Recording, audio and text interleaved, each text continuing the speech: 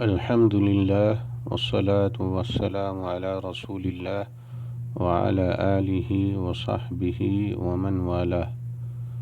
مدینہ حرمت والا اور قابل احترام شہر ہے۔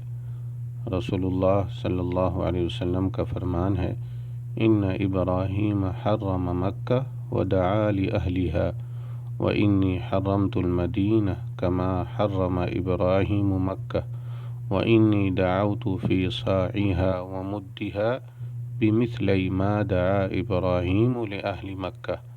بے شک ابراہیم علیہ السلام نے مکہ کو حرمت والا قرار دیا اور مکہ والوں کے حق میں دعا کی، اور میں مدینہ کو حرمت والا قرار دیتا ہوں جیسا کہ ابراہیم علیہ السلام نے مکہ کو حرمت والا قرار دیا، اور میں نے اہل مدینہ کے ناپ تول کے پیمانوں یعنی سا اور مد میں اس برکت سے دوگنا زیادہ برکت کی دعا کی ہے جس کی دعا ابراہیم علیہ السلام نے اہل مکہ کے لیے کی تھی۔ رواہ البخاری و مسلم۔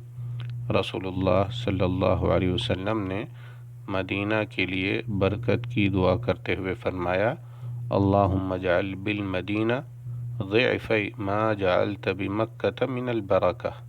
اے اللہ، مدینہ میں مکہ مکرمہ کی بنسبت دوگنی برکت دے۔ رواہ البخاری و مسلم۔